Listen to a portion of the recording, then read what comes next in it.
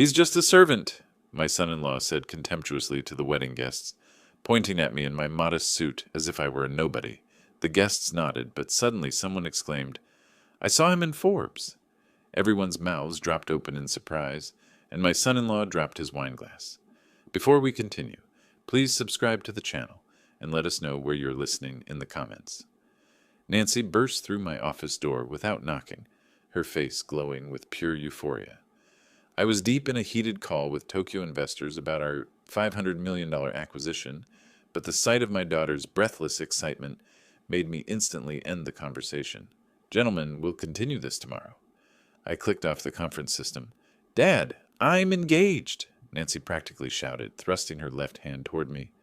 The diamond caught the afternoon light streaming through the floor-to-ceiling windows, casting tiny rainbows across my mahogany desk. My Mont Blanc pen froze mid-click. "Engaged?" The word felt foreign on my tongue. "When did this happen?" "Yesterday.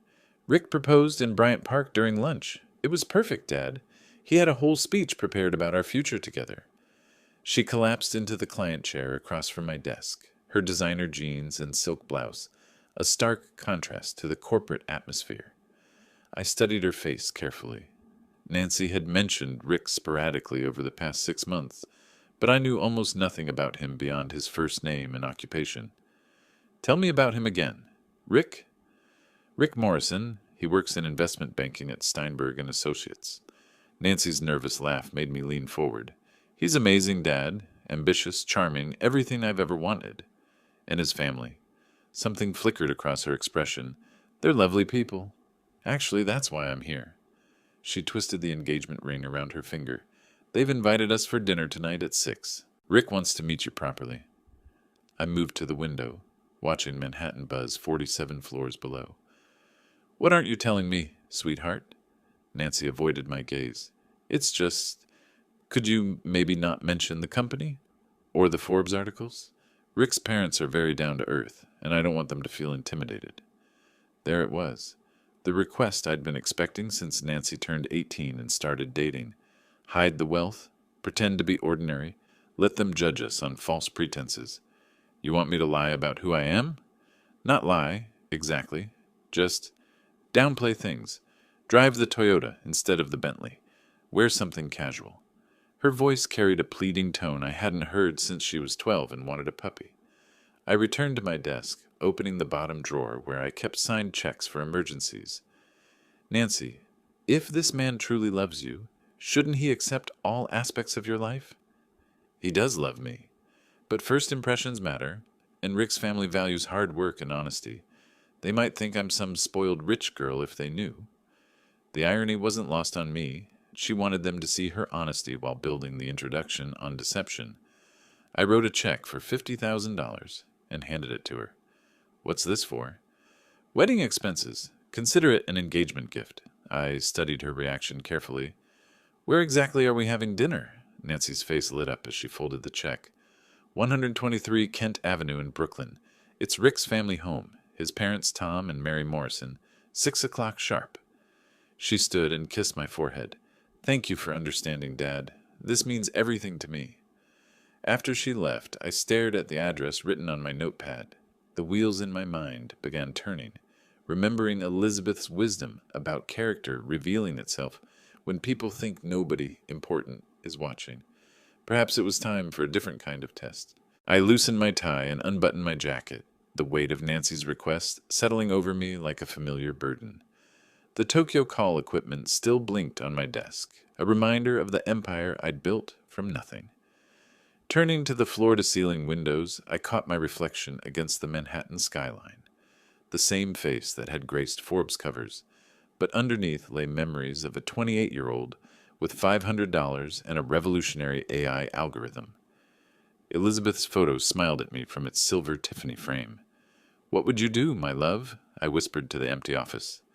I remembered those early days, sleeping on a futon in my first office, living on ramen noodles, writing code 18 hours straight, while Elizabeth brought me coffee and encouragement. She believed in neurotech when venture capitalists laughed at my presentations. "Character shows when people think nobody important is watching," she used to say.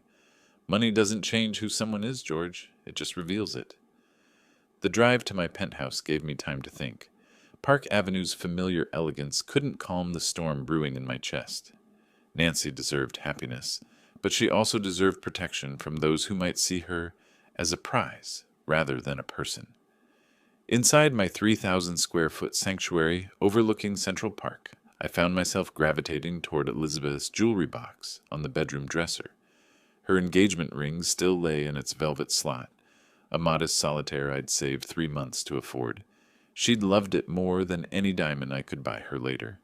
The wall safe behind the Monet held my most precious documents: our wedding photos, Nancy's first drawing, Elizabeth's final letter.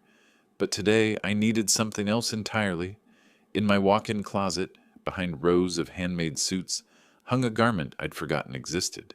A cheap Target suit, purchased years ago for a charity event, where executives dressed down to understand poverty. I'd worn it once, hated every polyester thread, but kept it anyway. Now it might serve a greater purpose. I pulled out my phone and scrolled through Rick Morrison's LinkedIn profile. Investment banking at a mid-tier firm, modest achievements, ambitious language about leveraging synergies. Nothing spectacular, nothing that screamed gold digger, but nothing that impressed either. The Forbes article about me was easy to find. Tech visionary George Hartwell, from startup to $2.3 billion empire. The photo showed me in my usual confident pose, the caption mentioning my philanthropic work and status as a widower, raising Nancy alone. If Rick had done his homework, he knew exactly who Nancy's father was, but did his family. I walked to the garage where my collection waited. The Bentley, Tesla, Porsche, and tucked in the corner like an embarrassed cousin, my 2010 Toyota Camry. 140,000 miles of deliberately maintained mediocrity. Elizabeth's voice echoed in my memory. The best way to know someone's heart is to see how they treat those they think can't help them. The sun was lower now, casting long shadows across the garage floor. My phone chimed. 4:30 p.m. reminder. Time to become someone else entirely. I touched the Target suit's polyester fabric and made my decision. The Target suit felt strange against my skin after years of Italian tailoring. Polyester clung where silk would flow, and the slightly wrinkled fabric spoke of storage rather than care. I'd found it buried behind formal wear, still bearing its original tags despite one wearing at that forgettable charity gala. Standing before my bedroom mirror, I methodically transformed myself. The Patek Philippe came off first, replaced by a $25 Casio with a plastic band that showed the wrong time zone. My Hermes briefcase gave way to a canvas messenger bag with coffee stains I'd borrowed from building maintenance. The iPhone 15 Pro went into my safe, replaced by an ancient Samsung Galaxy A5 that barely held a charge. I practiced hunching my shoulders slightly, shortening my stride, lowering my voice to match the blue-collar accent I'd heard from contractors and delivery workers. George Hartwell, retired plumber, I murmured to my reflection, modest pension, proud of my daughter's success. Elizabeth's jewelry box watched silently as I removed platinum credit cards from my wallet, keeping only a basic debit card and $47 cash. The transformation felt both theatrical and deeply personal, stripping away layers of wealth to reveal something closer to my origins. My walk-in closet, larger than most Manhattan apartments, suddenly seemed absurd. Rows of handmade shoes, designer suits, watches worth more than houses, all meaningless if they couldn't protect Nancy from making a terrible mistake. The elevator descended to the garage level, where Marcus, our 60-year-old concierge, was reviewing evening deliveries. His eyes widened when he saw me, professional training battling obvious confusion. "Good evening, Mr. Hartwell." His voice carried 20 years of discretion. "Will you be needing the Bentley tonight?" "The Toyota, actually." I pulled out the keys to the Camry, watching Marcus's face remain perfectly neutral, despite the bizarre request. "Of course, sir. Shall I warm it up for you?"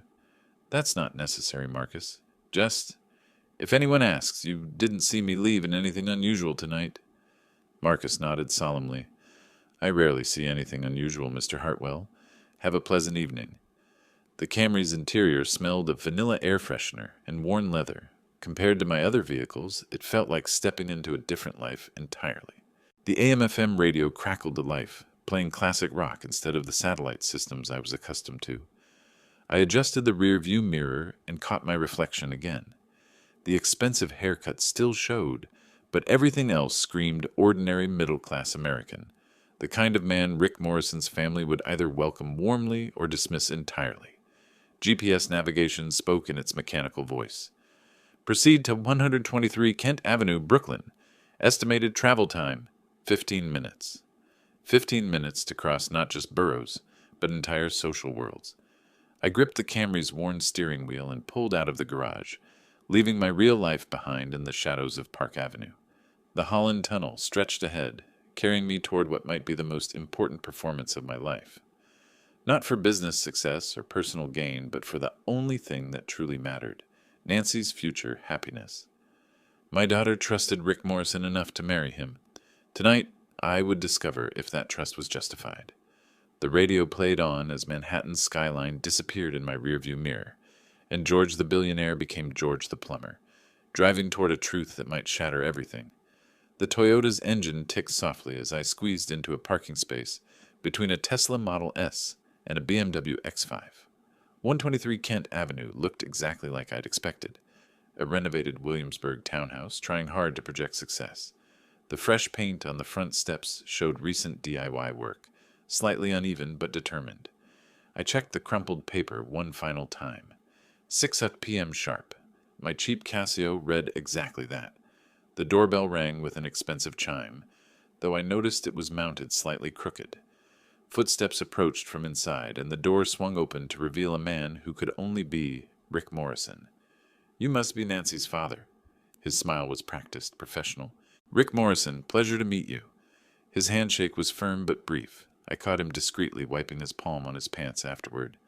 The $200 shirt he wore wasn't designer, but it was trying hard to look like it. Everything about him screamed calculated presentation. "George Hartwell, thanks for having me over." I kept my voice humble, adding just a touch of the blue-collar accent I'd practiced. Come in, come in. Nancy's been telling us wonderful things about you." The interior hit me immediately. New furniture with that slight chemical smell of recent financing, decorative elements clearly chosen from department store catalogs, and a massive TV dominating the living room, like a shrine to material priorities. "Mom, Dad, this is George," Rick's voice carried toward the kitchen. Mary Morrison appeared, wiping her hands on an apron with theatrical precision. Her scanning gaze took in my Target suit, scuffed shoes, and canvas messenger bag in approximately 3 seconds. The smile that followed didn't quite reach her eyes. "How lovely to meet you, George. I hope you found the place all right." "GPS got me here just fine, ma'am." "Beautiful neighborhood you've got." "Well, it's certainly up and coming." Her tone suggested she considered herself instrumental in that improvement. Tom Morrison emerged from the living room, the TV volume lowered but still audible. He offered a perfunctory nod in my direction before focusing entirely on Nancy, who'd just appeared from the kitchen. "Nancy, sweetheart, you look radiant. Engagement suits you." I watched the family dynamics unfold like a carefully choreographed performance. Tom's expensive casual clothes, clearly his best outfit. Mary's costume jewelry designed to look like inherited pieces. Rick's cologne just slightly too strong, marking territory. "Please sit down." Mary gestured toward what was obviously the least comfortable chair, the one with the slightly wobbly leg that guests got stuck with. The living room showcased their priorities perfectly. Books displayed but never read, dust on the spines proving their decorative purpose, generic brand items partially hidden behind carefully placed name-brand facades. Everything designed to impress, nothing reflecting genuine taste or history. "So, George," Rick settled into his obvious favorite chair, establishing dominance. "Nancy mentioned you're retired. What line of work were you in?" "Plumbing, mostly. Did some contracting work, too." I shifted uncomfortably in the wobbly chair, staying true to character. "Honest work, you know?" Rick's expression shifted almost imperceptibly, the look of a man confirming his assumptions about social hierarchy. "Ah, skilled trades. Very practical." The condescension in that word practical was perfectly calibrated. Not quite an insult, but definitely a categorization. Nancy tells us you work in investment banking, I offered, deliberately mispronouncing investment slightly. That's right. Steinberg and Associates. We handle portfolio optimization for high net worth individuals. His explanation had the air of someone speaking to a child. Complex financial instruments, merger facilitation, that sort of thing. I nodded earnestly, as if he'd just explained quantum physics. Sounds real important. Nancy shifted uncomfortably on the couch, her nervous laugh filling the awkward silence. Dad's always been great with numbers, too. Haven't you, Dad? Well, I could balance my own checkbook, I chuckled self-deprecatingly. The family exchanged one of those meaningful glances people think are subtle. Mary's lips pressed together in what might have been sympathy or might have been satisfaction. Dinner should be ready shortly, Mary announced, rising with practiced hostess grace. I hope you like pot roast, George. It's a family recipe. Sounds wonderful, ma'am. I appreciate the hospitality. As we moved toward the dining room, I caught Rick's satisfied expression reflected in the darkened window. He thought he'd successfully established the pecking order. He had no idea how right he was, just not in the way he imagined. George, you'll sit here. Mary directed me to the chair that immediately wobbled under my weight. The dining room continued the townhouse's theme of expensive-looking affordability. Mismatched china trying to pass for a set, silverware polished but clearly from different eras, wine glasses being used for water in an attempt at sophistication. The centerpiece looked elaborate until you realized it came from a craft store, and the dimmed lighting was meant to create ambiance, but mostly hid the synthetic quality of everything around us. This looks incredible, Mrs. Morrison. I kept my voice appropriately humble. You shouldn't have gone to all this trouble. Oh, it's nothing fancy, Mary demurred, though her pleased expression suggested otherwise. Just a simple family meal. Rick uncorked a wine bottle with ceremonial precision. This is a 2019 Cabernet from Sonoma County. Excellent vintage, very well regarded in wine circles. His explanation was clearly directed at me, assuming I'd need basic wine education. Sounds expensive, I offered, watching him pour. Well, when you know what to look for. Rick's smile was patronizing perfection. Tom raised his glass. To Rick and Nancy's future together, and to families coming together, despite different backgrounds. The toast hung in the air like a challenge. Nancy's face flushed, but she lifted her glass with the rest of us. So, George, Rick began, cutting his roast with surgical precision, retirement must be nice. No more crawling under sinks, am I right? Had my share of tight spaces, that's for sure. I deliberately used the wrong fork for my salad. But honest work's honest work. Absolutely, Rick agreed with the tone of someone humoring a child. Physical labor has its dignity. Of course, in my line of work, we focus more on leveraging intellectual capital. Last week alone, I facilitated a merger worth $50,000 to our firm. I nodded respectfully, though internally I noted that $50,000 was pocket change for a normal business lunch in my world. That's real impressive. Rick has such wonderful connections, Mary chimed in.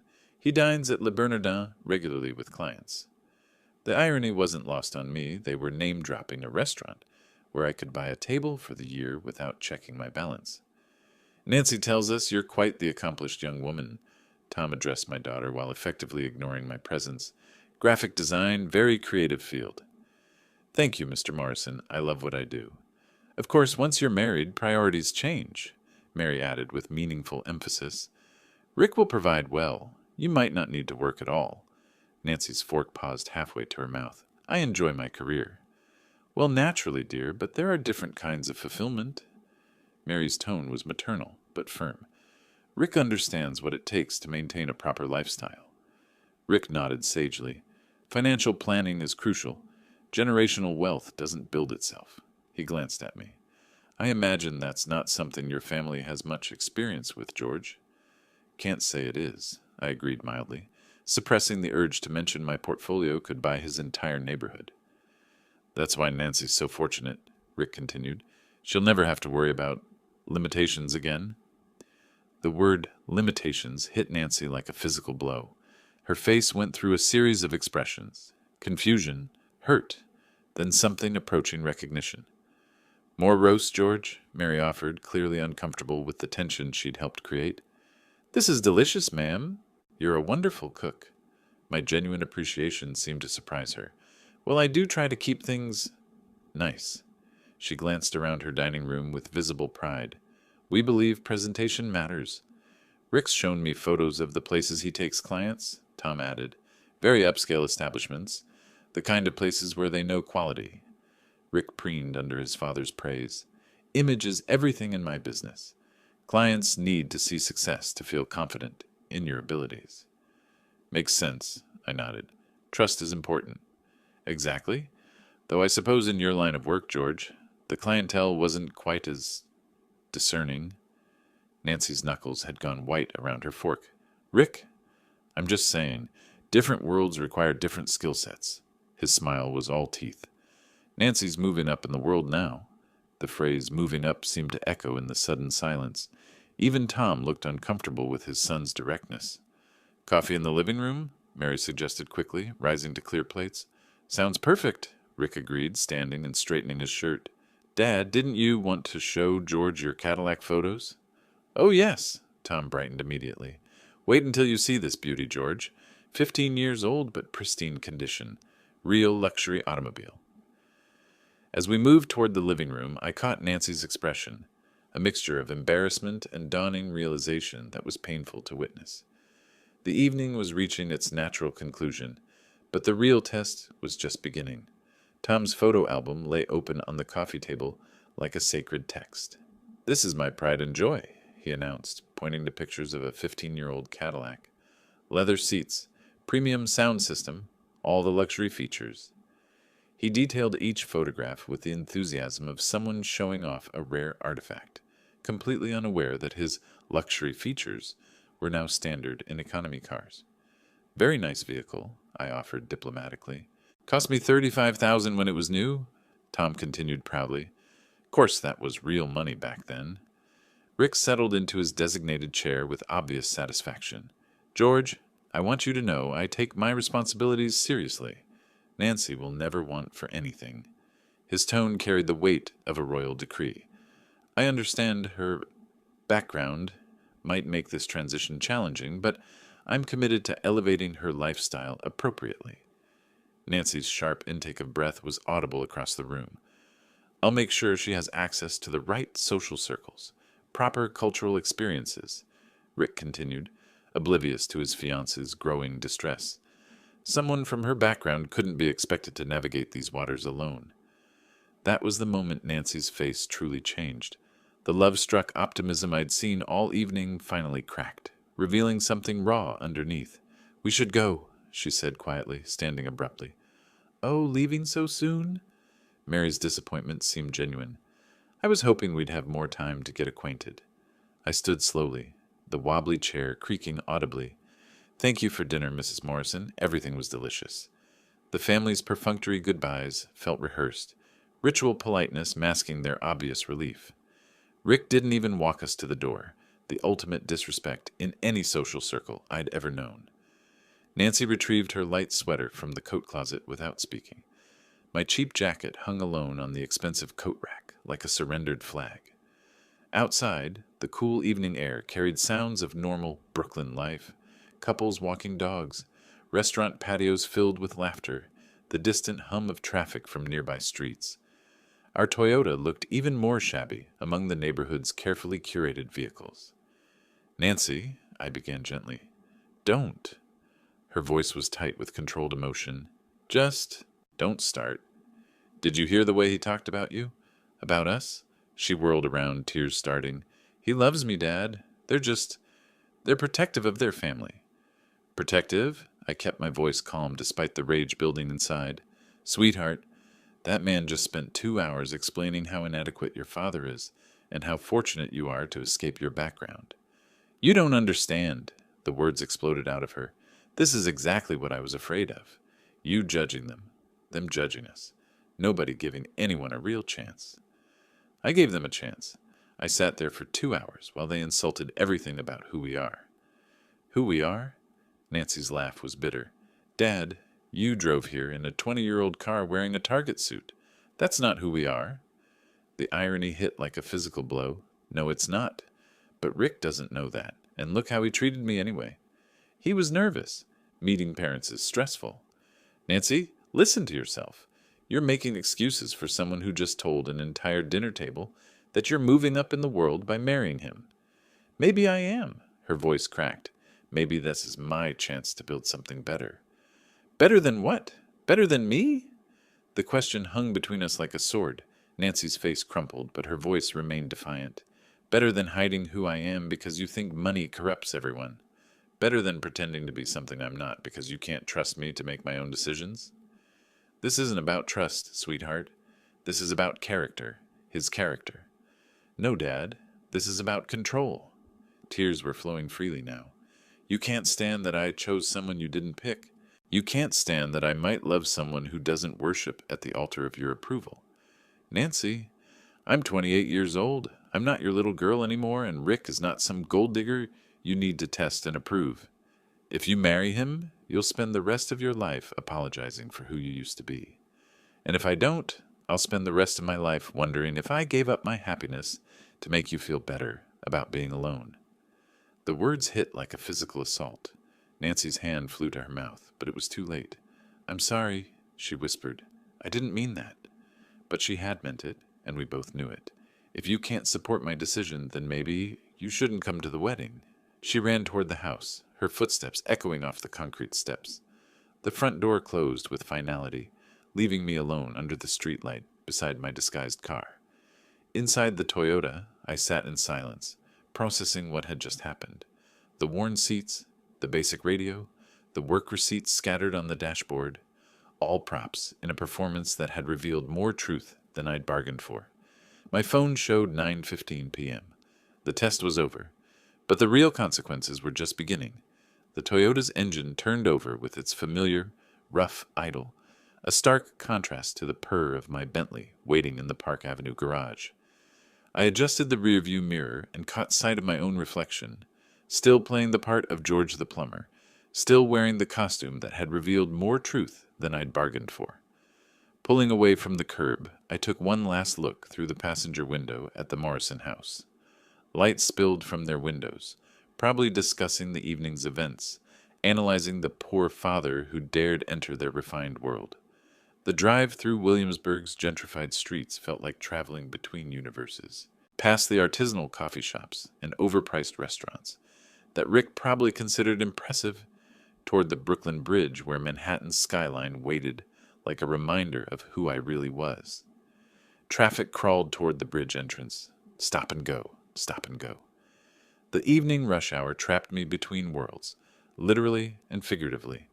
Around me, luxury sedans and SUVs carried their owners back to comfortable lives, while I sat in my deliberate disguise, processing what had just happened with Nancy. Halfway across the bridge, I pulled into the legal viewpoint area and let the engine idle. The East River stretched below, Manhattan's lights reflecting like scattered diamonds on the dark water. This view had inspired me during my early struggling years, back when I'd drive Elizabeth here in my actual beat-up car to dream about the future. I reached up and pulled down the sun visor, revealing Elizabeth's photo tucked behind it, a small silver frame I'd placed in every car I'd owned since her death. Her smile looked back at me, patient and knowing. She hates me right now, I said to the photo, my voice barely audible over the bridge traffic. Our daughter thinks I'm a controlling monster who can't stand her happiness. Elizabeth's remembered voice seemed to whisper back, Give her time, George. Love doesn't disappear overnight, even when it's hurt. But what if she was wrong? What if I'd pushed too hard? Revealed Rick's character in a way that forced Nancy to choose sides. The look in her eyes when she'd run back to that house. It wasn't just anger. It was disappointment. In me. The radio crackled to life, an old song filtering through the static. Our wedding song. Elizabeth had insisted on this cheesy romantic ballad, and I'd pretended to hate it while secretly loving how it made her smile. Now it felt like a message from beyond, or maybe just cruel coincidence. I reached over and turned up the volume, letting the memory wash over me. Elizabeth in her simple wedding dress, spinning in our tiny apartment kitchen, insisting we practice our first dance, even though we couldn't afford lessons. Character shows when people think nobody important is watching, she'd said that night, laughing as I stepped on her feet. Tonight, Rick Morrison had shown his character perfectly, but so had I. The song ended, replaced by traffic reports and commercials. I put the car in drive and merged back into the flow toward Manhattan, passing under streetlights that illuminated other couples heading home from dinner dates, normal people with normal problems. Through lower Manhattan, past restaurants where I could buy every table without checking my balance, past galleries where Elizabeth and I used to browse on Sunday afternoons, when money was tight but dreams were limitless. The irony wasn't lost on me. I'd spent the evening being looked down upon by people who couldn't afford my monthly parking fees. By the time I reached Park Avenue, exhaustion was setting in. The emotional weight of maintaining the performance, of watching Nancy defend someone who'd spent 2 hours insulting everything about her background, of seeing my daughter choose loyalty to Rick over respect for her father. The garage attendant who took my keys knew exactly who I was, but his discretion was legendary. "Good evening, Mr. Hartwell," he said simply, as if billionaires regularly returned home in 15-year-old Toyotas wearing Target suits. The elevator ride to the penthouse felt eternal. In the mirrored walls, I saw George the plumber one last time before returning to my real life.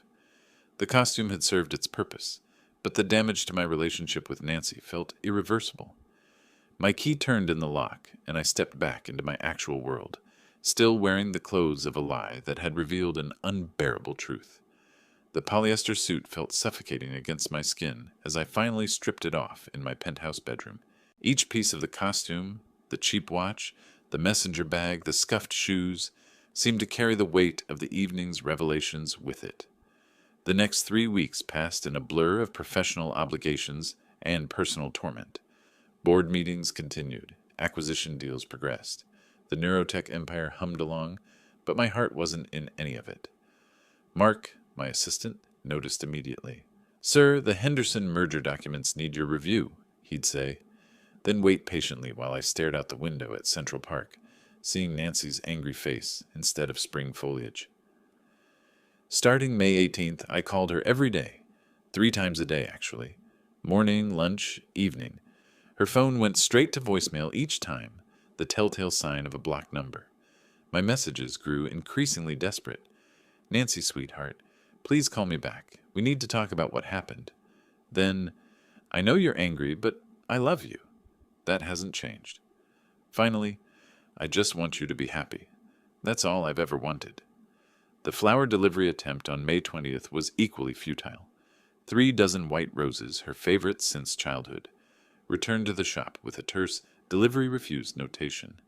The handwritten note I'd included, written on my personal stationery, came back unopened.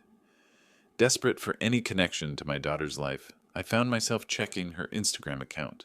She'd never made it private, probably never imagining her father would resort to social media stalking. The posts were a catalog of wedding preparations, dress fittings, venue tastings, bridal shower photos with friends I'd watched grow up. Rick featured prominently in every image, his arm around Nancy's waist, his smile proprietary and satisfied. There were no mentions of me anywhere. It was as if I'd been completely erased from her wedding narrative. "Mark," I called one afternoon in late May, "I need you to research something for me. Discreetly." "Of course, sir. The Plaza Hotel. June 5th. There's a wedding reception. I need to know the details." Mark's expression remained professionally neutral, though I caught the slight raise of his eyebrow. 20 years of working together had taught him when not to ask questions. By evening, he had a complete report. Morrison Hartwell wedding, 200 guests, afternoon ceremony in the Oak Room, evening reception in the Grand Ballroom. Total cost, approximately $150,000. Rick's contribution, $50,000 cash plus $100,000 in credit obligations. The financial details confirmed what I'd suspected. Rick was leveraging his future with Nancy to pay for a wedding designed to impress people with money he didn't have. "One more thing, Mark. Get me Bill Patterson's direct number at the Plaza. We did that charity event there last year." "The Children's Hospital benefit? That's the one." Shopping for wedding attire felt surreal. At Bergdorf's, I selected a charcoal Armani suit, Italian silk tie, and a new Patek Philippe watch, the kind of accessories that would immediately identify me to anyone who understood wealth. No more costumes, no more hiding. Nancy's Instagram posts continued throughout the week.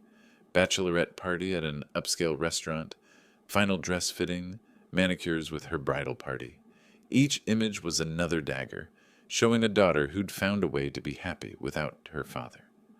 On June 4th, the night before the wedding, I sat in my study with Elizabeth's photo and a glass of 30-year-old scotch. She doesn't want me there, I told the image. She's made that clear. But Elizabeth's smile seemed to say what she'd always said. Sometimes love means showing up when you're not wanted. The alarm woke me at 7 a.m. on June 5th, wedding day. Through my bedroom windows, Central Park sparkled in morning sunlight, the kind of perfect weather Nancy had always dreamed of for her wedding. I showered, shaved, and dressed with the precision of a general preparing for battle. The Armani suit fit like a second skin. The Patek Philippe caught light from the window. The Italian leather shoes reflected the marble floor. In the mirror, I saw George Hartwell as the world knew him, successful, powerful, uncompromising, the kind of man who didn't take no for an answer, even from his own daughter, especially from his own daughter. My phone showed several Instagram notifications. Nancy had posted a wedding morning photo, radiant in her robe, surrounded by bridesmaids, champagne glasses raised in celebration. I called Bill Patterson. "George, congratulations on Nancy's wedding. I assume you'll be needing our VIP service today?" "Actually, Bill, I need a different kind of favor." The black Mercedes S-Class limousine pulled up to the plaza's Fifth Avenue entrance with whispered precision. My chauffeur, uniformed and white-gloved, opened the door with practiced deference. Stepping onto the sidewalk, I felt the weight of my authentic self.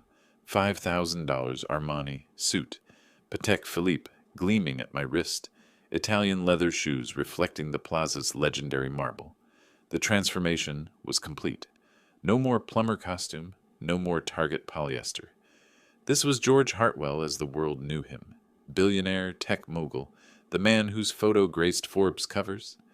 Other wedding guests were arriving in their own luxury vehicles, BMWs, Lexuses, a few Teslas, designer gowns and expensive suits, the carefully curated appearance of success.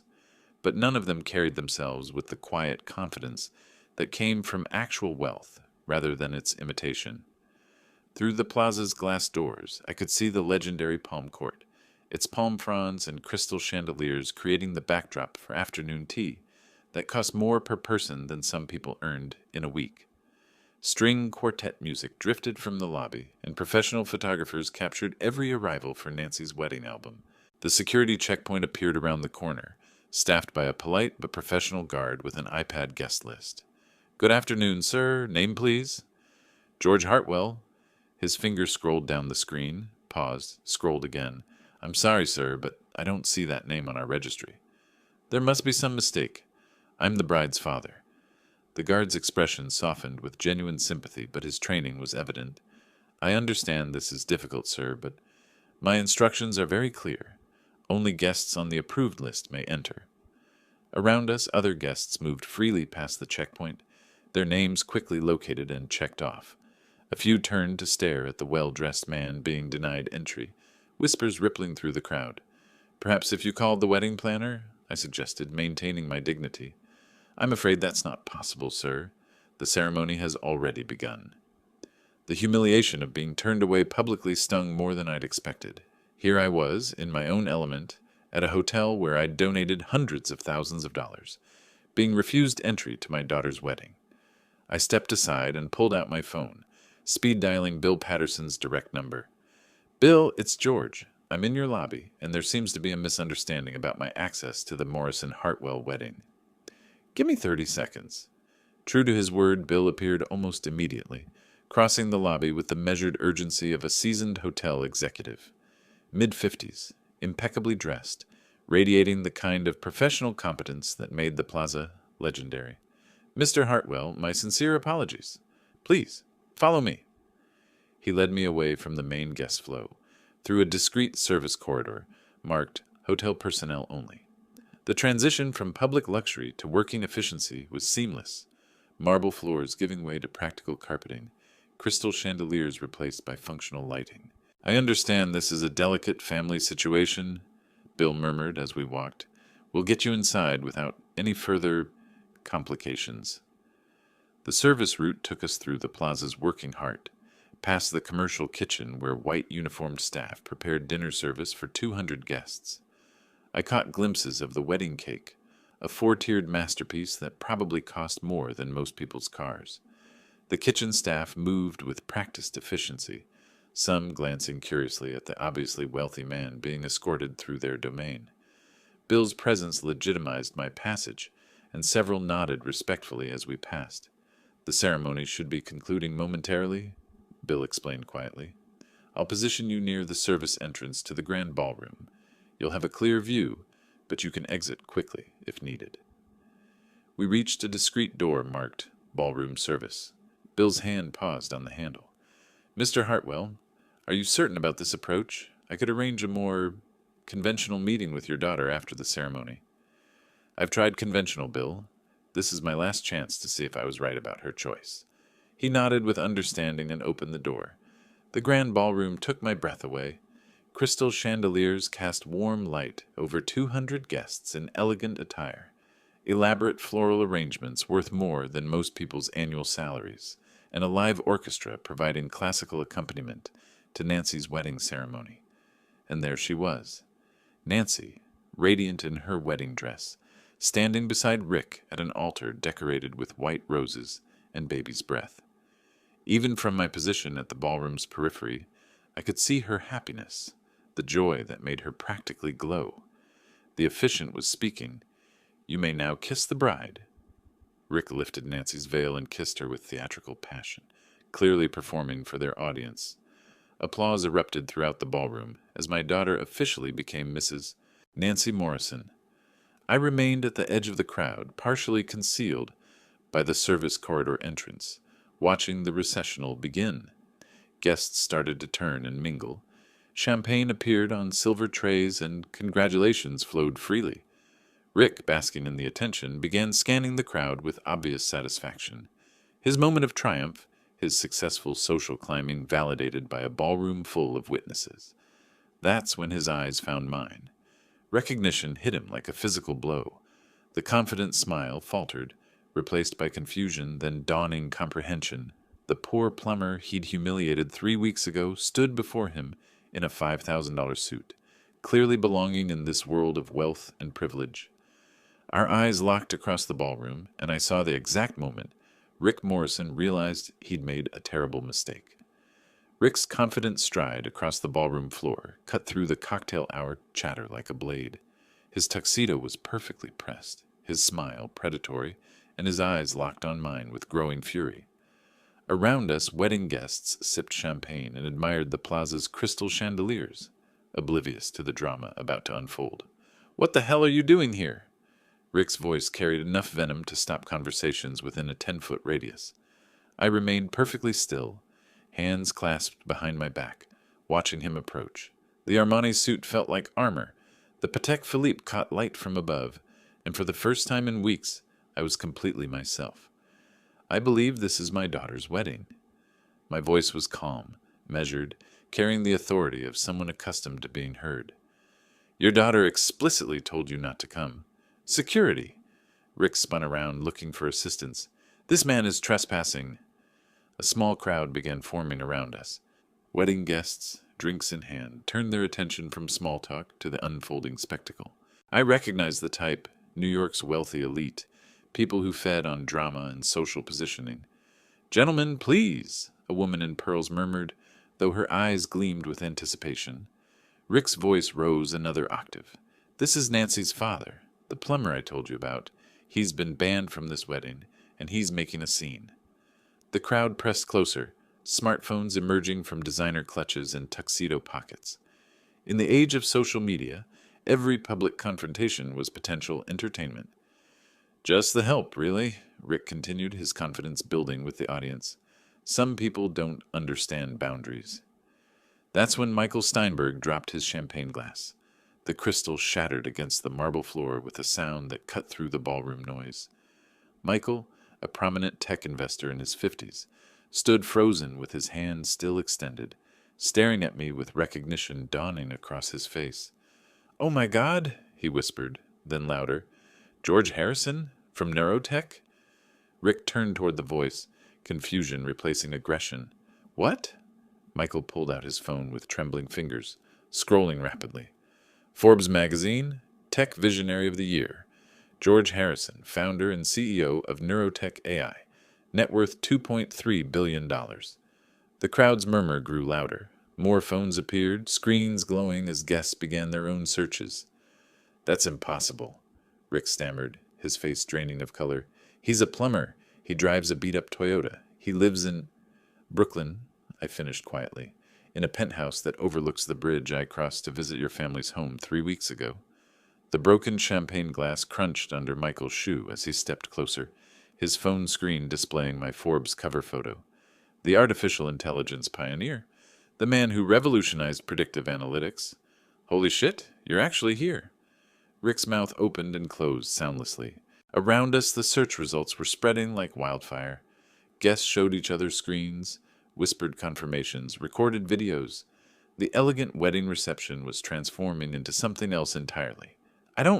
This can't? Rick's hand shook as he reached for my arm. Please, Mr. Harrison, sir, there's been a terrible misunderstanding. I took a single step backward, maintaining my dignity as his desperation became apparent to everyone watching. No misunderstanding, Rick. You showed me exactly who you are. The only question now is whether Nancy sees it too. The crowd's attention had grown so intense that other wedding guests were abandoning their conversations to see what was happening.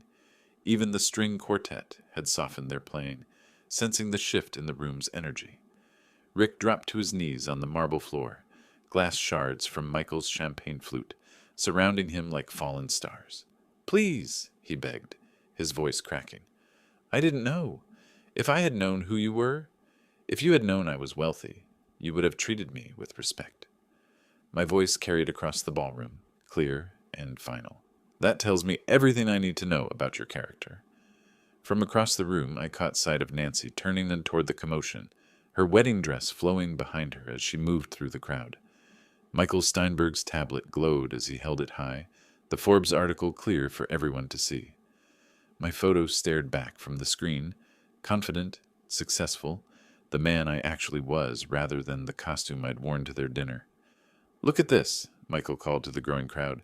George Harrison, Neurotech founder, the AI visionary who transformed predictive analytics, net worth $2.3 billion.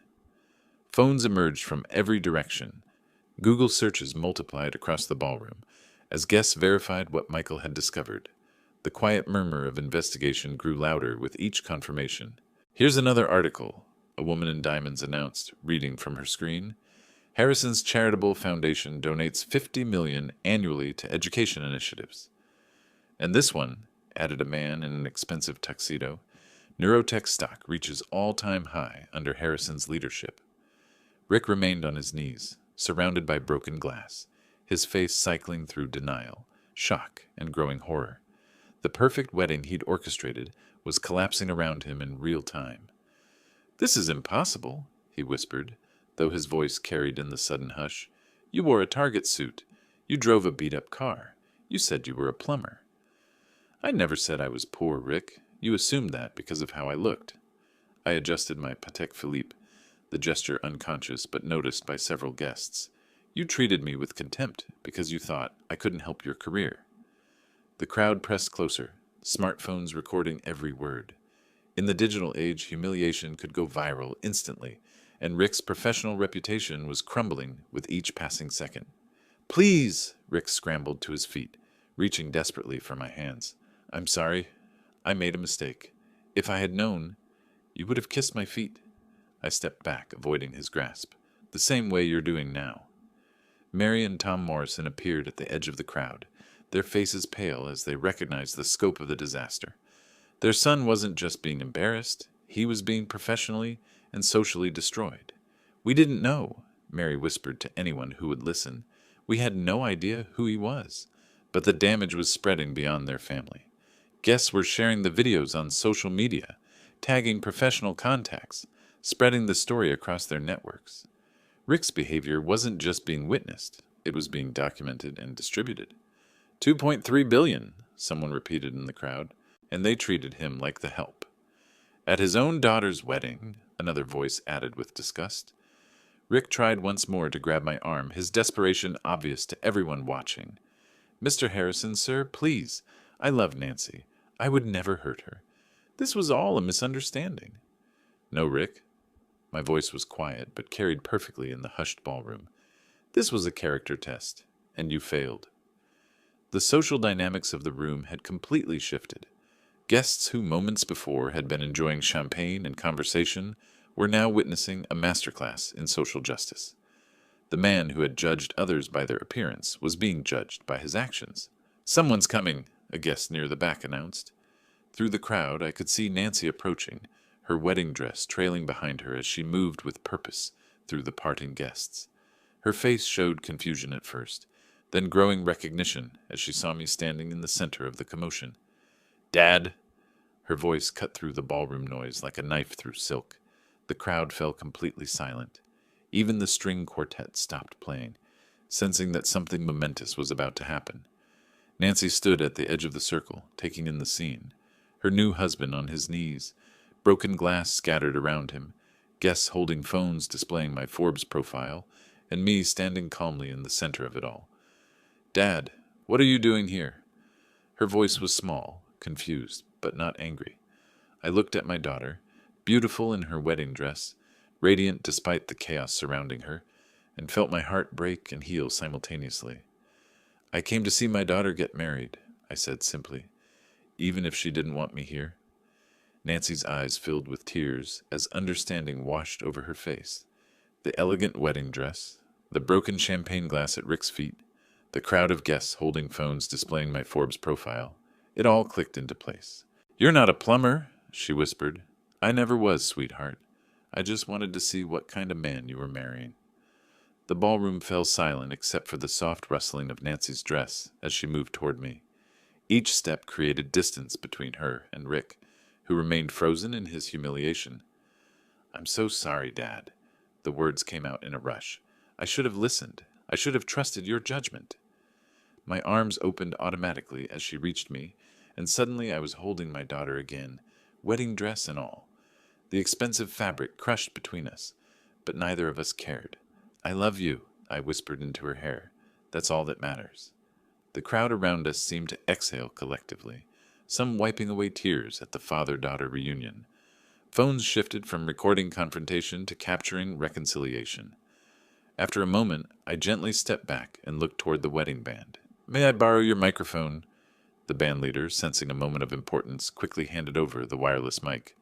"Ladies and gentlemen," I began, my voice carrying across the ballroom, "I want to thank you for sharing this important day with my daughter Nancy. Despite some complications, this is still her wedding day and she deserves to celebrate." Applause rippled through the crowd. Nancy squeezed my hand, tears still flowing but her smile radiant. "I also want to establish some new family ground rules." I looked directly at Rick, who had finally managed to stand up. "Nancy has chosen to marry Rick Morrison, and I respect that decision.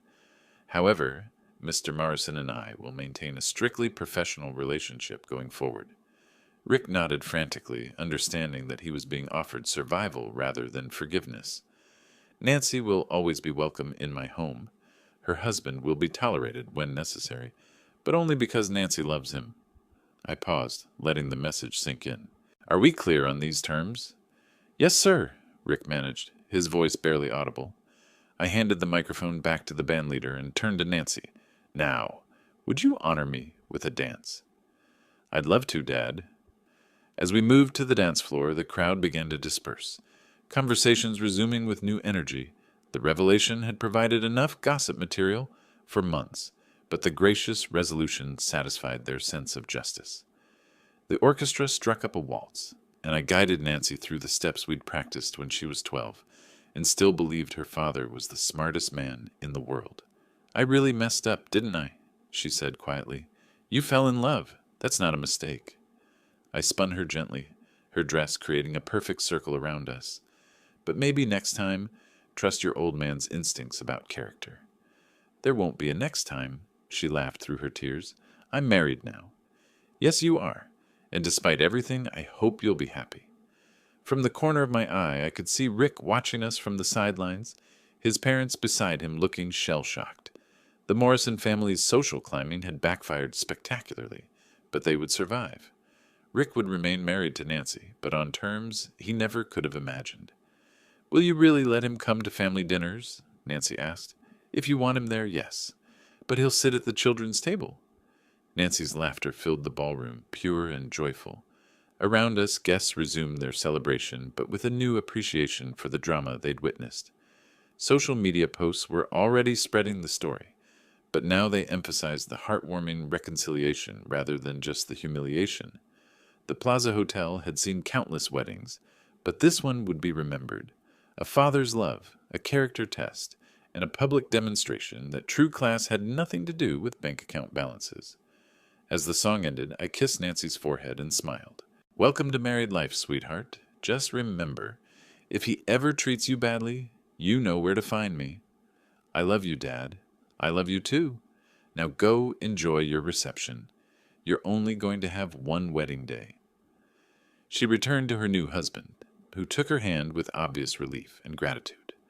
The celebration continued, but the power dynamics had shifted permanently. Elizabeth would have been proud. If you like this story, please like this video, subscribe to the channel, and share your impressions of this story in the comments. To listen to the next story, click on the box on the left. Thank you for watching.